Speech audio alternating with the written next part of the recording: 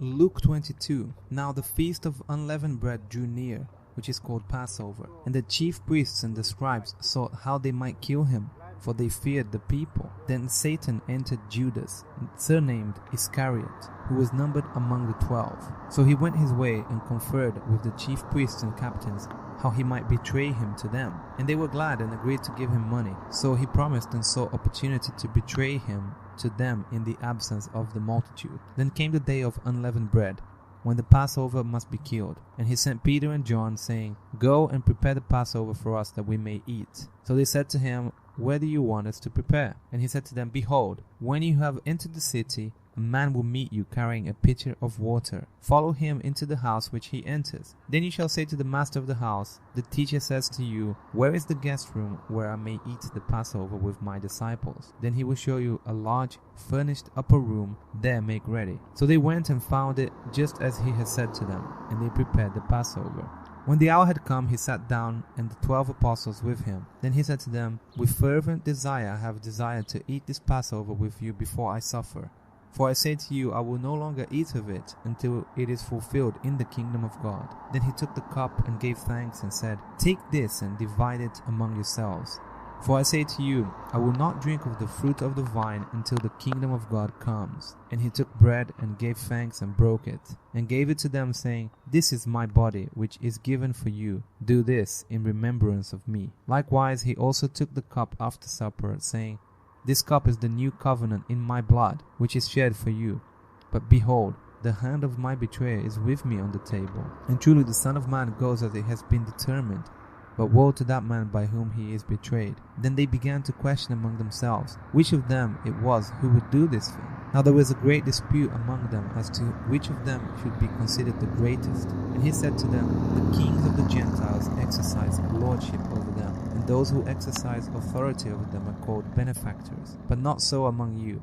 On the contrary, he who is greatest among you, let him be as the younger, and he who governs as he who serves. For who is greater, he who sits at the table or he who serves? Is it not he who sits at the table? Yet I am among you as the one who serves. But you are those who have continued with me in my trials, and I bestow upon you a kingdom, just as my Father bestowed one upon me, that you may eat and drink at my table in my kingdom, and sit on thrones judging the 12 tribes of Israel. And the Lord said, Simon, Simon, indeed, Satan has asked for you, that he may sift you as wheat.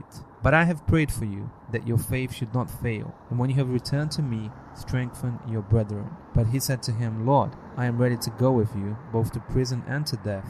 Then he said, I tell you, Peter, the rooster shall not crow this day before you will deny 3 times that you know me. And he said to them, When I sent you without money bag, a knapsack, and sandals, did you lack anything? So they said, Nothing. Then he said to them, But now, he who has a money bag, let him take it, and likewise a knapsack. And he who has no sword, let him sell his garment and buy one. For I say to you that this which is written must still be accomplished in me. And he was numbered with the transgressors. For the things concerning me have an end. So they said, Lord, look, here are 2 swords. And he said to them, It is enough.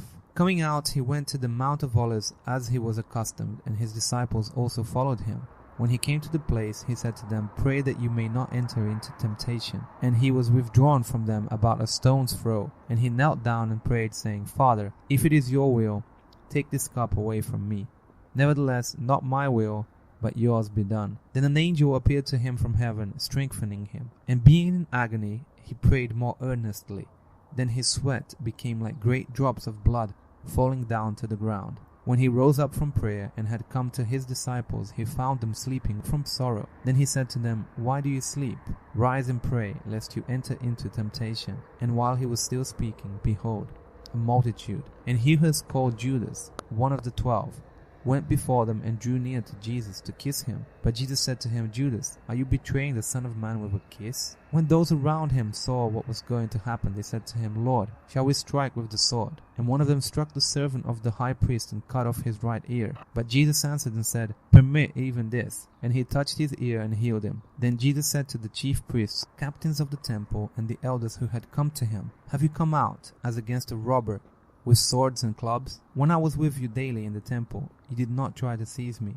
but this is your hour and the power of darkness." Having arrested him, they led him and brought him into the high priest's house. But Peter followed at a distance. Now when they had kindled a fire in the midst of the courtyard and sat down together, Peter sat among them. And a certain servant girl, seeing him as he sat by the fire, looked intently at him and said, "This man was also with him." But he denied him, saying, "Woman, I do not know him." And after a little while another saw him and said, "You also are of them." But Peter said, "Man, I am not." Then after about an hour had passed, another confidently affirmed, saying, "Surely this fellow also was with him, for he is a Galilean." But Peter said, "Man, I do not know what you are saying." Immediately, while he was still speaking, the rooster crowed. And the Lord turned and looked at Peter. Then Peter remembered the word of the Lord, how he had said to him, "Before the rooster crows, you will deny me 3 times. So Peter went out and wept bitterly. Now the men who held Jesus mocked him and beat him.